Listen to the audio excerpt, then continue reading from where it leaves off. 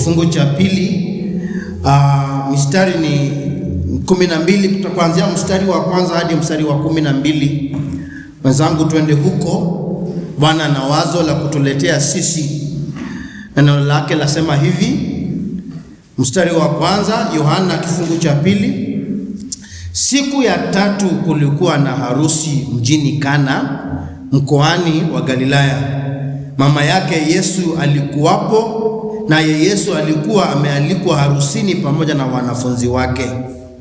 Divai ilipokwisha, nyingine nasema ilipowatindikia, mama yake akamwambia, hawana divai.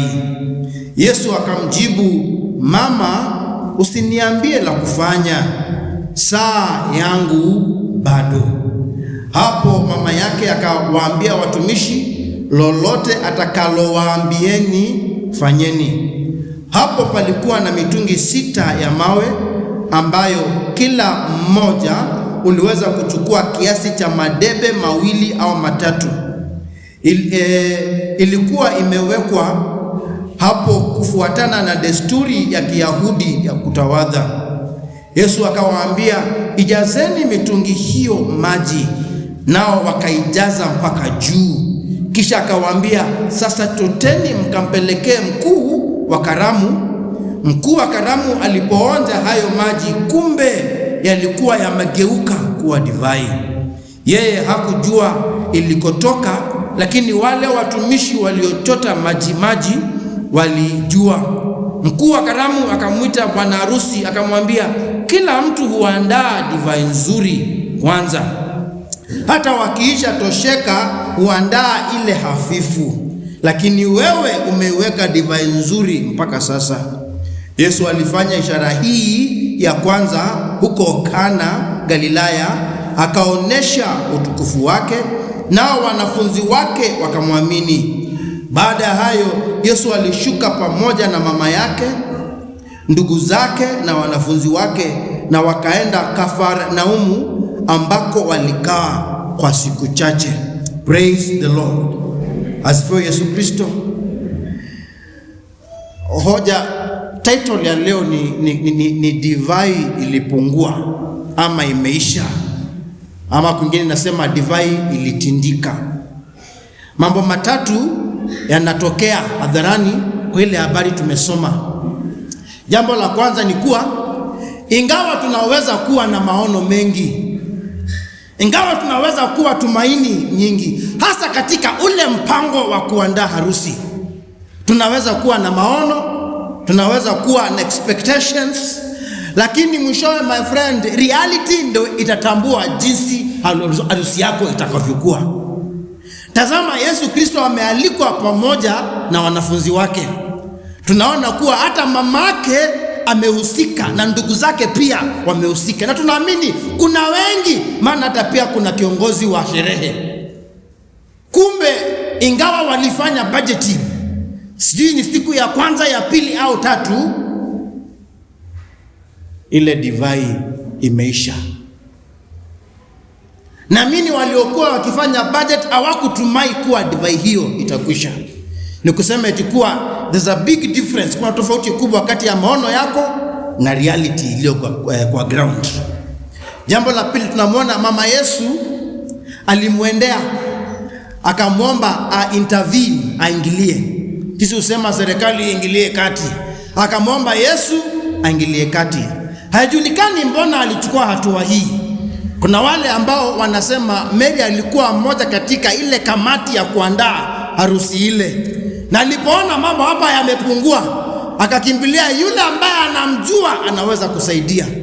Sijui walihusianaje na Yesu Kristo huyu ambaye ambao wanaoana, lakini alimwendea maana alijua Yesu ana uwezo wa kufanya jambo.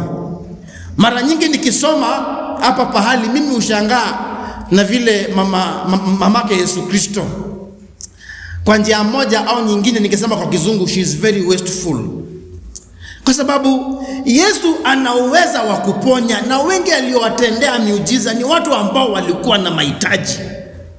Lakini hapa anamwomba Yesu atafute namna ili divai ipatikane. Inasemekana katika habari za Yesu Kristo alipokuwa mdogo kuwa alikuwa akifanya miujiza. Kwa hivyo miujiza hii ni ya kwanza akiwa kama Kristo alipoingia katika kazi yake rasmi. Kwa hivyo natumai mama yake alijua huyu anaweza kufanya jambo. Ndio maana kwa haraka akawaambia wale wafanyikazi atakalowaambia Yesu Kristo wafanye kwa haraka. Lakini kashangaa huu muujiza utatumika kwa raha za watu tu. Unajua ni sawa na ukienda hotelini uwekewe chai. Ile hoteli wewe mwenyewe umezoea. Na umewekewa chai katika kile kikombe kidogo mpaka unateta, unasema hiki kikombe nimewekewa chai si ya kawaida. Kwani zile zingine ziko wapi? Unaambiwa ziko chafu. Haya, unasema nitakunywa chai yangu. Lakini kuionja hivi haina sukari. Unasema waiter niletewe sukari. Wanakuletea sukari na ile sufuria kubwa imeshikiliwa na watu watatu. Wanakuletea sukari ndio hiyo. Unashangaa hii sufuria mbona nimeletewa? Alafu badala ya kupata kile kajiwa kidogo unapatiwa ile mwiko kubwa. Uweke sukari kwa kakombe kadogo na ukoroge. Huo si ni uharibifu? Lakini mama Yesu hajali. Huyu mtenda miujiza ambaye alinyamazisha upepo, akanyamazisha tena maji ya kule akanyamazisha yote, anaambiwa sasa afanye muujiza pahali hapa kwa raha za watu wenyewe.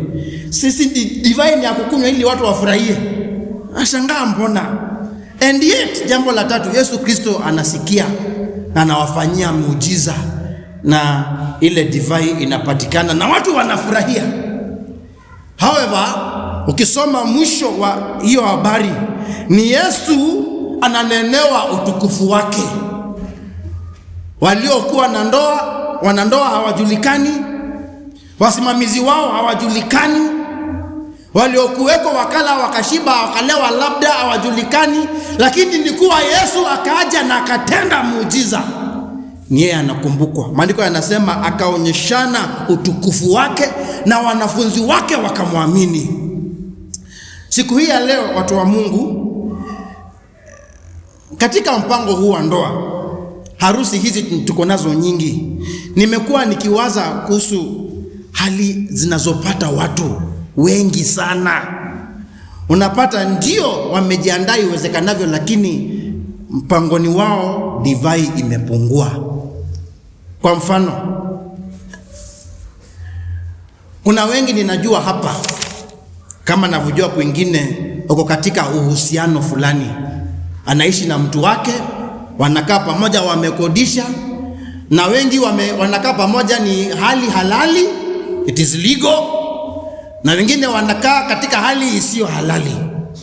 Wacha niseme wale ambao wamekaa katika hali iliyo halali ni wale ambao wameoana na wako na cheti halisi cha ndoa. Hao sina tatizo na wao sana, lakini wale ambao wana mashida ni hao ambao wanakaa ambako kwa njia moja au nyingine hawajahalalisha mpango wao wa ndoa. Na nikwambie hivi, wewe ambaye ulienda ukapeleka ndeo, ukapeleka ngasia, ile ndio kwa Kikuyu rorashio, na ulipopeleka haukuenda kwa Attorney General ukapatiwe cheti halisi, maana kuna cheti ya customary marriage. Kama hauko nayo, let me assure you, hiyo sio harusi halali, hiyo si ndoa halali. Maana mpango wa serikali ni kila ndoa iwe na cheti yake. In fact, cheti chake wale wa customary marriage ni ya blue. Immediately after kupeleka wale mbuzi, maana ulipatiwa miti, ukienda mseme blanketi ya mama tik, bakora ya mzee tik, debe ya sukari tik. Ukijitetea useme huyu alikuwa mke wangu bure, kwa serikali haikubaliki. Na ili ujue kuwa divai imepungua, pakatokea jambo kati yako wewe na huyo mwanaume, ndio taamini. As long as hauna cheti, vitu vyake vyote hauwezi kuvichukua. Watu wale watakuja wavichukue, maana hali yenu sio halali kulingana na sheria za Kenya. Hiyo siku utaamka. mmekuwa mkiwekeza pahali mkatengeneza biashara, hautaamini hiyo siku watakuja waseme hizi za mtoto wetu, hizi za ndugu wetu. Utawaambia hawa ni watoto wetu, tulifanya hiyo yote tukiwa pamoja. Utaambiwa haujulikani kulingana na sheria. Hata ukienda kotini, it is a waste of time. Hiyo siku utatafuta divai, utaiona.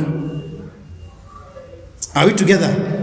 Hasa injury ni kama kuna watoto, wewe labda ulikuja naye ama mzee akaja na wao, na mkazoeana na mkafurahiana, na jambo mbaya likatukia mmoja wenu, wewe ambaye ni step parent, mama wa kambo ama baba wa kambo.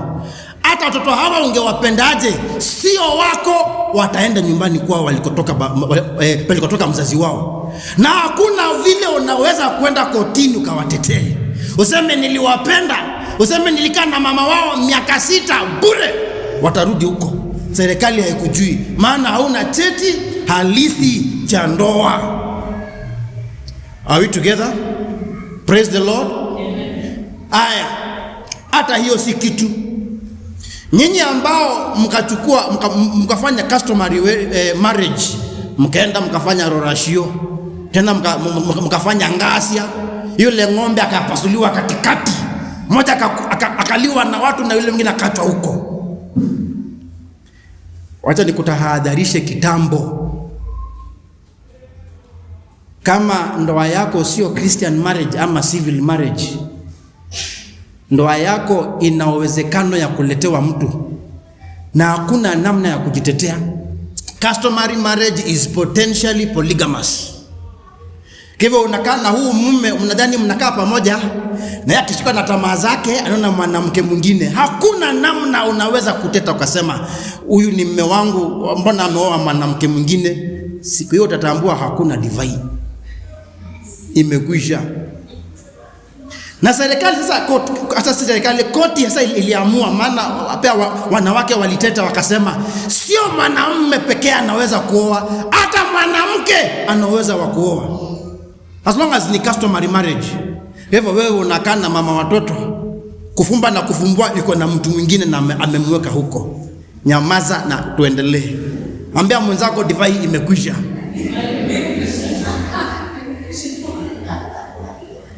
Simwambie imekwisha.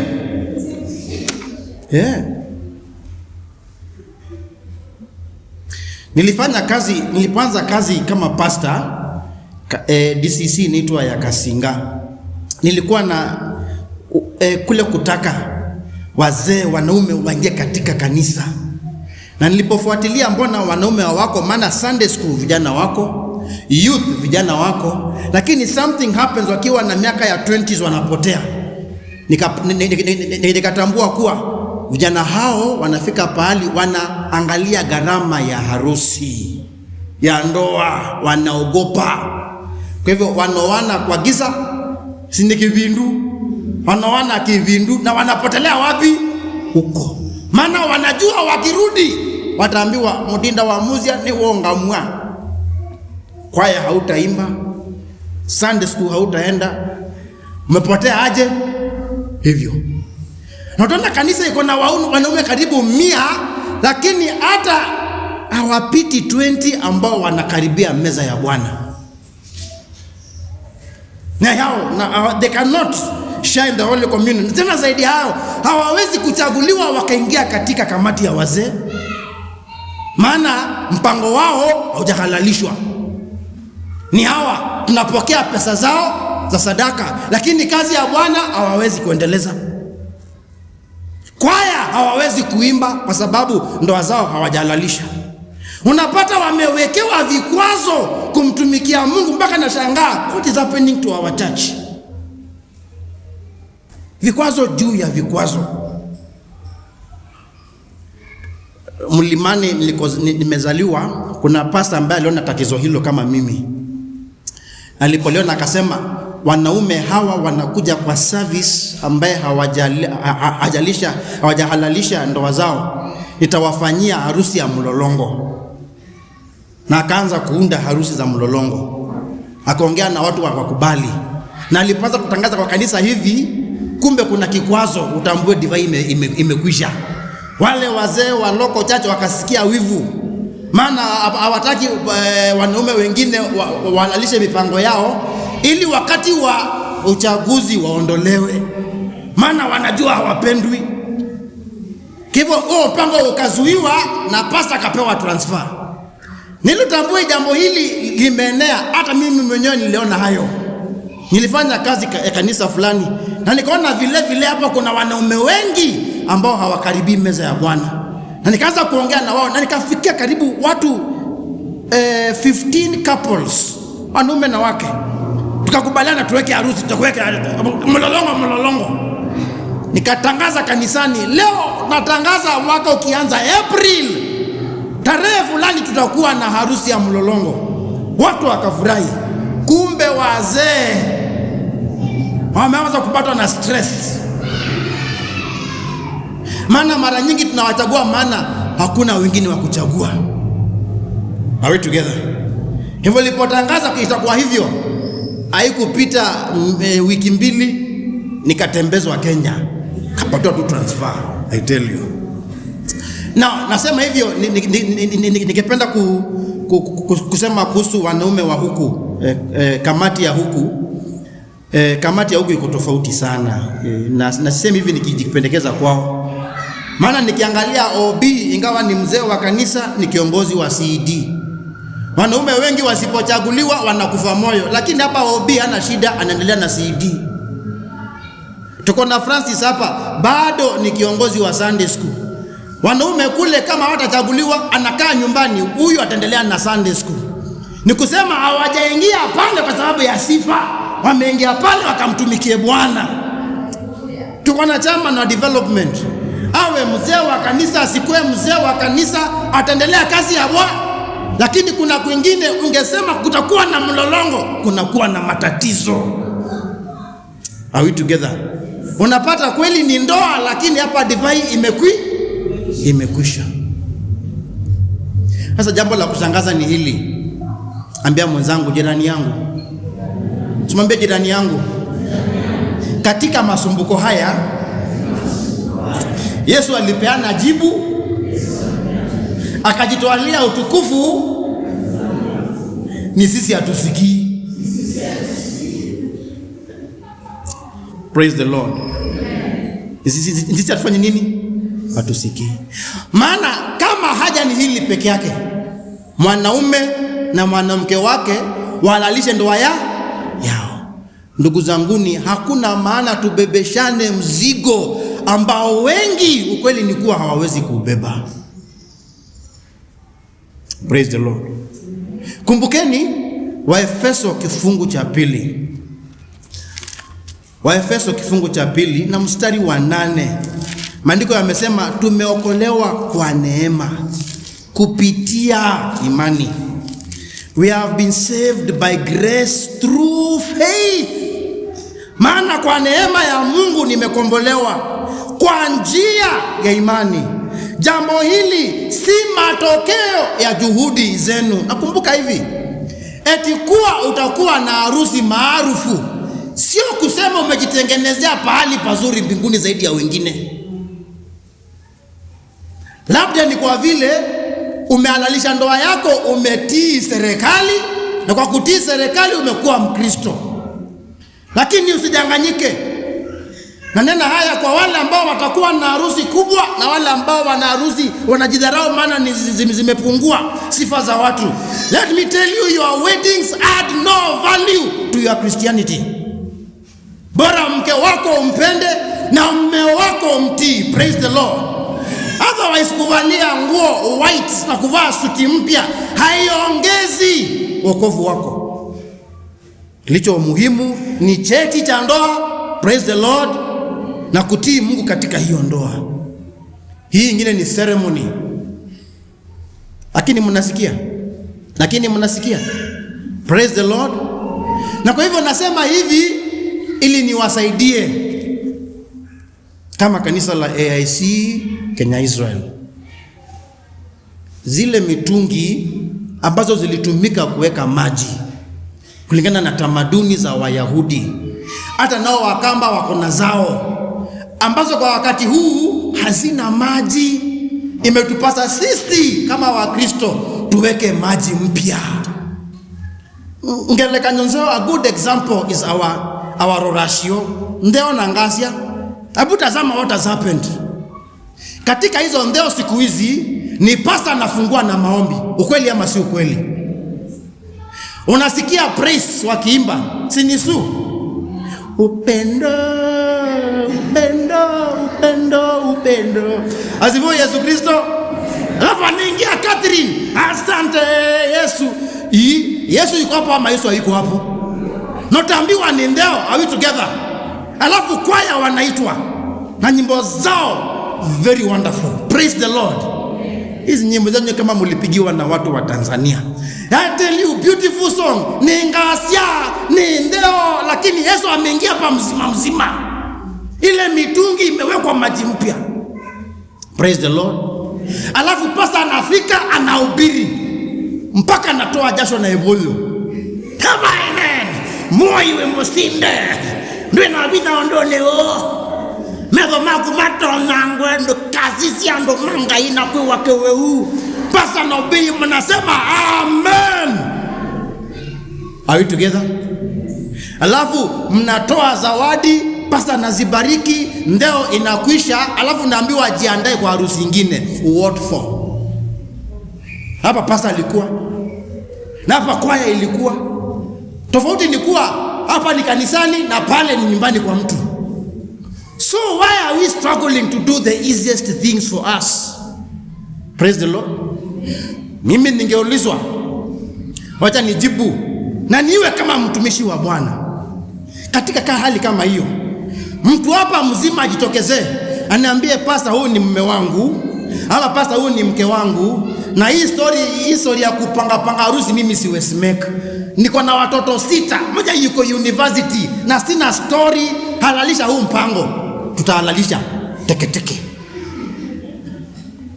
Tutapanga Ndeo, tutapanga Chadhe, Changasia, tukacheze. Hata mimi nitacheza, maana nimekuwa released na si kanisani. Are we together?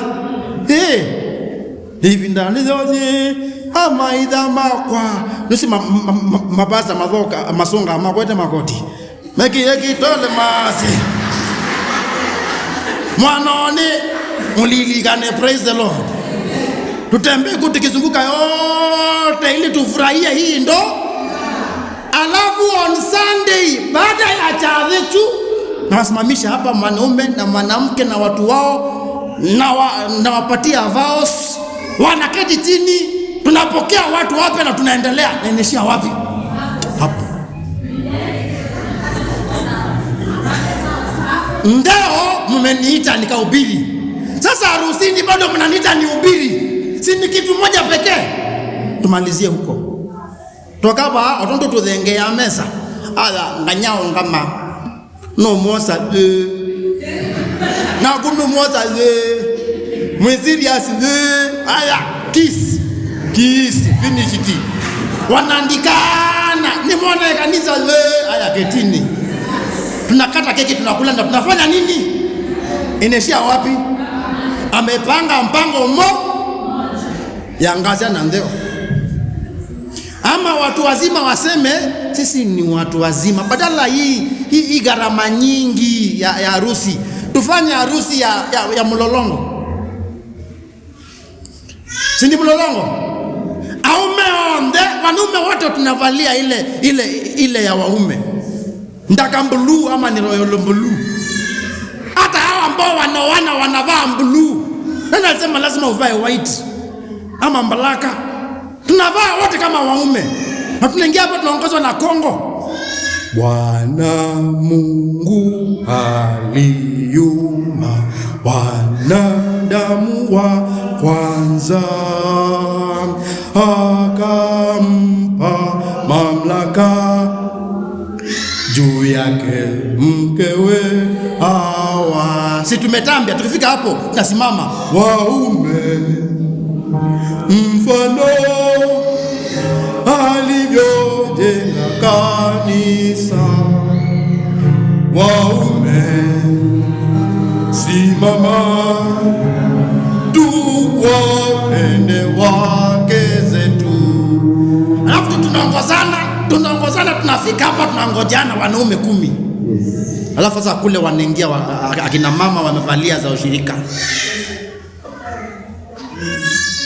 Nani alisema lazima uvalie white? Vaa ushirika. Si ni kazi ya Bwana? Si ni utukufu wa Bwana? Kwani unajitafutia utukufu? Si utukufu ni wa Bwana? Wanaingia hapa, ongoza chombo kwenda mbinguni asubuhi na mapema. Badala kuingia na zile nyimbo za zizi akamevina, si muingie na hiyo. Mkifika hapa mkisimama, haya mnaketi kila mtu na mtu wake na mtu wake na mtu wake na watu wenu. Na ni harusi. Haya wewe simama, sema hii. Haya wewe simama, sema hii. Haya wewe simama. Mnakubaliana wote. Finished. Wanaweka saa hii, keki ni moja. Keki ni gani? Kila mtu anaonja. Na maana katika kujiandaa ukawaita marafiki zako wakutafutie kitu, haukutumia kwa nywele nyingi, haukutumia kwa suti nyingi, hizo zote panda SGR, enda Mombasa, furahia maisha. Ndio ndumanga ini chao neno. Salvation is by grace. Ni bure, mbona unajipa mzigo? Unajiongezea ili usimtumikie Bwana. Shindwa katika jina la Yesu Kristo. Hata wewe na hivyo tu neema ya Bwana inaonekana katika kanisa ya Yesu Kristo. Na kwa hiyo watu wanaona utukufu wake na wanamwamini. Tumewabebesha watu mizigo. Kama wewe unaweza fanya mpango wako wa harusi, hata uweke citizen tutaangalia. Lakini sio lazima, be free. Na naomba wanawake mlio maana nyinyi ndio matatizo, nyinyi ndio mwenye matatizo. Nenda tazechakwa. Nyinyi ndio mwenye matatizo, nyinyi wanawake. Kama umeketi na mwanamke mwambie wewe. Mwambie wewe. Mwambie wacha nzaso.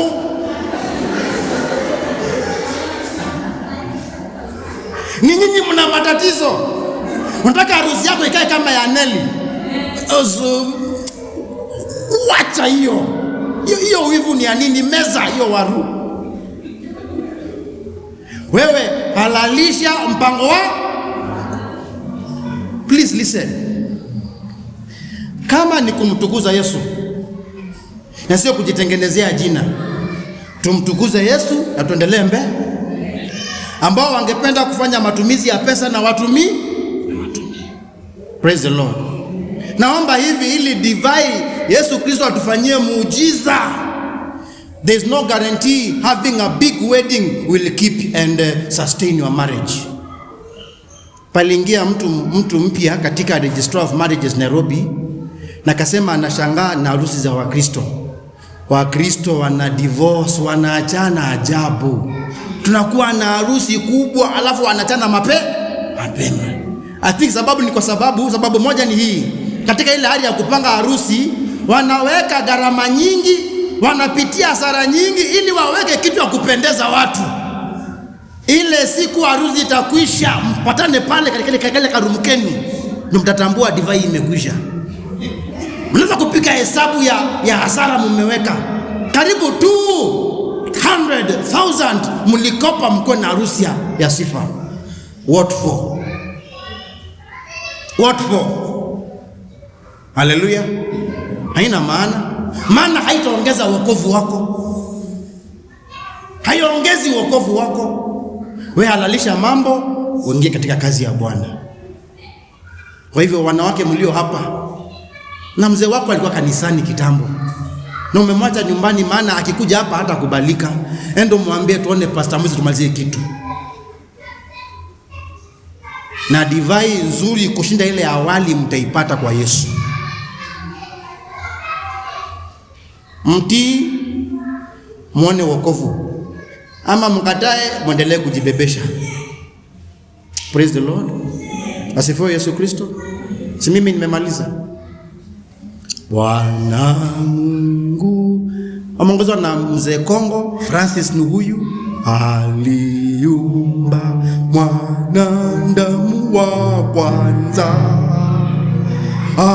akampa mamlaka juu yake mkewe Hawa. Praise the Lord.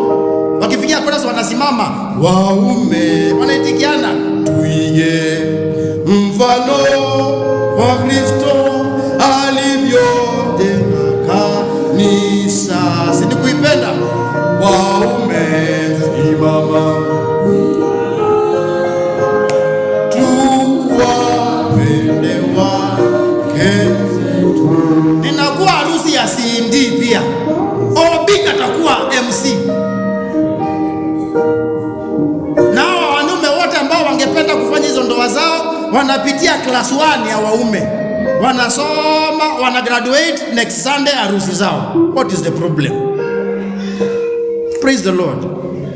Na nawaambia tukifanya hivyo mtaona wanaume hapa. Mtawaona wanaume hapa. Maana hawana kizuizi cha kumtumikia Bwana. Tell me, where is your husband today? Where is your husband? Hebu Bwana aturehemu katika jina la Yesu Kristo. Utasema mimi nitamsifu Bwana, sifa zangu niweke chini. Hata wanichekelee, nimemtukuza nani? Nimemtukuza Bwana. Praise the Lord. Upendo, upendo, upendo, upendo. Upendo wa Yesu. Upendo wa Yesu. Upendo wa milele. Upendo wa Yesu.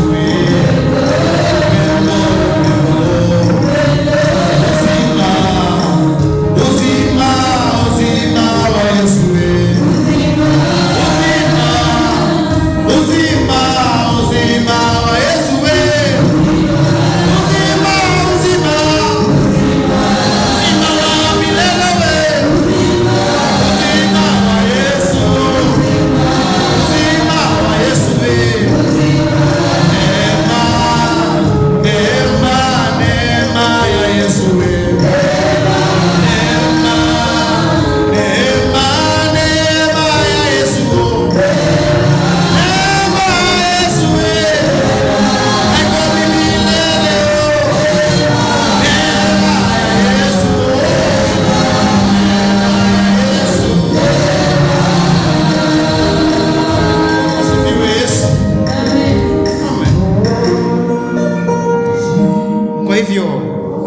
Kama kijana wako anachumbia msichana wa mtu aliye hapa, kama watu wazima kubalieni.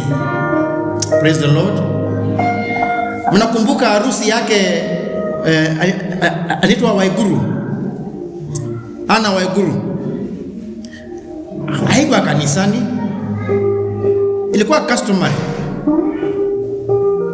Mkubwa kama huyo hajaoa kanisani, anaoa pale customary.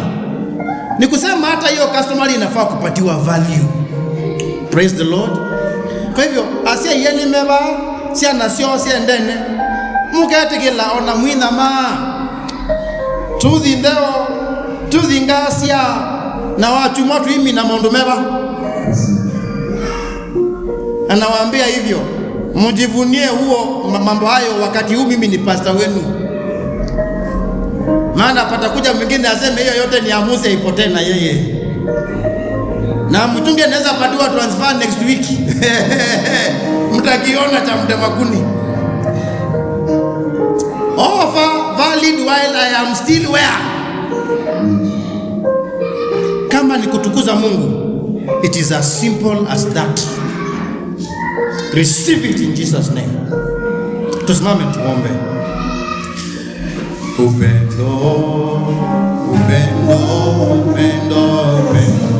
Upendo, upendo, upendo, upendo, Yesu. Upendo, upendo, upendo, upendo, Yesu. Amani, amani, amani ya Yesu.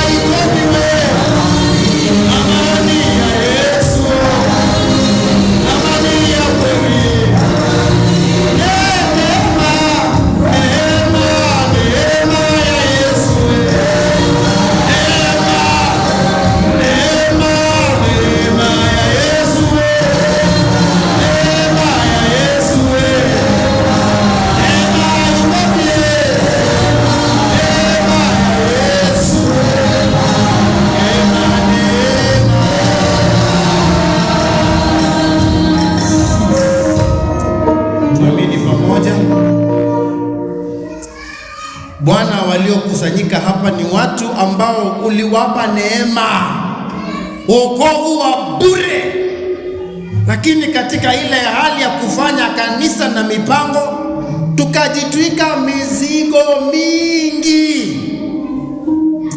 Na Bwana, haifai watu wako wasingie katika kazi yako ilhali wamejipatia mizigo hii yote, maana hakuna mmoja Mungu ulimbebesha hii mizigo.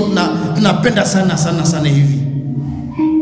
Hivyo ninawaombea rehema, ninawaombea watu wako rehema na neema, nawaombea ushujaa, watembee kama watiifu, wafanye utakavyo wafanye, na ile mitungi ijazwe maji mapya badala kujitwika mzigo mwingi kama ilivyo desturi siku hizi. Tunaomba neema kwa wale ambao kama kawaida watakuwa na harusi zao kubwa, uinuliwe na utukuzwe Mungu utafutaye. Lakini Bwana, haitaongeza uokovu wetu. Wokovu unalindwa kwa upendo na utiifu kama utakavyo kwa wanaume na wake. Kwa hivyo tuwezeshe Mfalme, tusikie neno lako na tutii, tutafute neema na tuipate ndani yako wewe pekee. Tuweke sifa zetu chini, tutafute utukufu wako pekee. Wajivunie neema uliowapa watu hawa wako. Twakuomba hivyo, twakusihi Mfalme, katika jina